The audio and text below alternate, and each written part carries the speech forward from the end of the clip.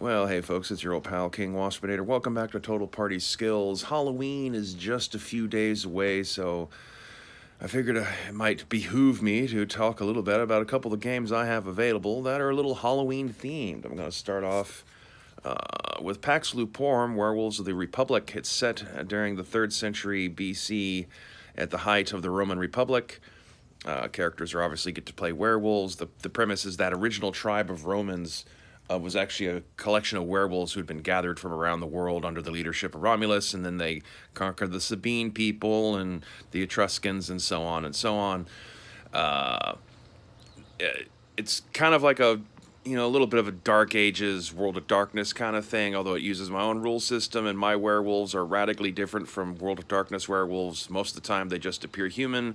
They do have a bit of a, healing factor Wolverine kind of thing going on and slightly better senses, but they can only shapeshift into wolves under the light of the full moon and all that. And there's actually kind of a tragic undertone to the reasoning behind all that.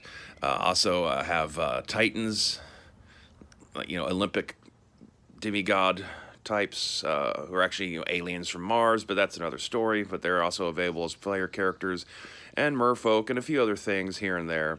But it's just enough historically accurate that if you're a history buff and you want to have a nice, Roman setting, pre-imperial Rome, gives you enough material there that you can build on top of that and have a real historically accurate game about werewolves in the Roman Republic.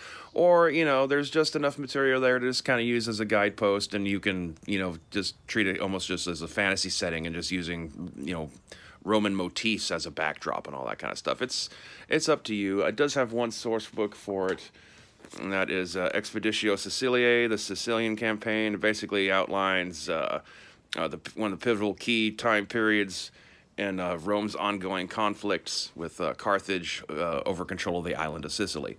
The one that's a bit more, like on the nose when it comes to being like a horror game would be Ghosts of the Shadow Zone.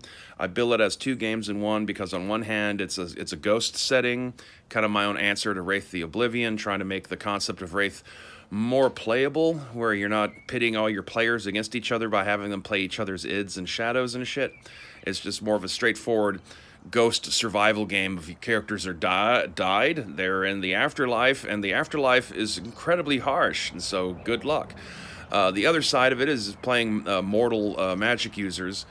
Kind of, I guess you can call it like a light mage, but I only have three major international factions that I discuss.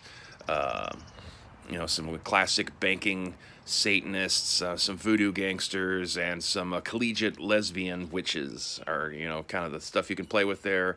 Secrets of the Lesbian Illuminati is a source book that kind of expands on one of those factions. I also have Young and the Restless Dead, which kind of presents Hollywood and the supernatural factions of Hollywood vying for control over Hollywood as a potential setting to use for either ghosts or mortal characters, or also introduces the concept of playable vampires into the Ghosts of the Shadow Zone, zombies, liches, all that kind of good stuff. Once again, it's designed that there's like lots of guidepost material, so you can structure a whole campaign just based on the materials I present, or you can just use it as a jumping point to go into your own thing. I use my own rule system, the Total Party system, which I describe as being the OSR of the World of Darkness that never was. It's real simplified, skill-based kind of stuff. Character creation is super quick. It's very lethal. I mean, I don't call my brand name Total Party Skills for nothing.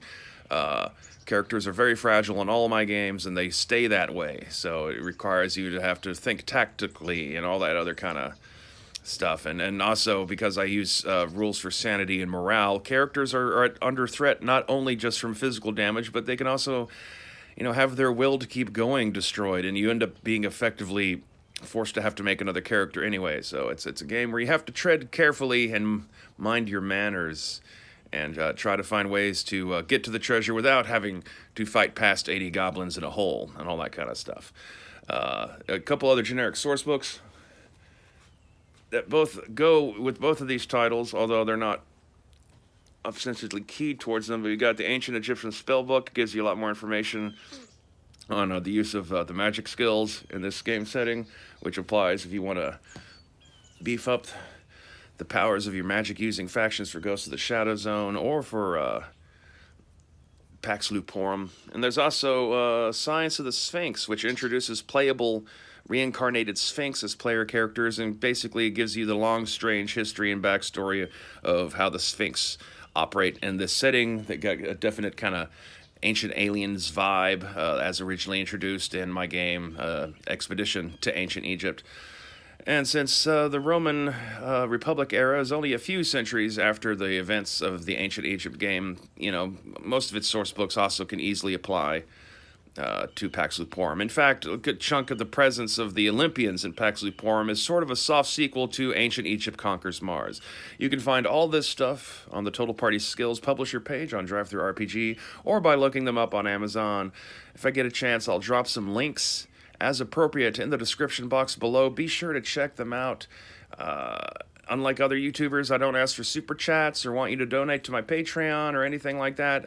I'm just a humble book salesman trying to sell you a book. The fact that, it supports me is great, but the main point is that I'm putting something in your hands that at the bare minimum is written in such a way that you will at least get a couple of hours of entertainment out of it just from reading it. Let alone if it inspires any ideas for you to use in your own game, or if you decide to actually use the rules and the setting that I'm presenting as is. It's all up to you. Once you buy it, it's yours. So until next time, hit Waspinated and stay like and subscribe.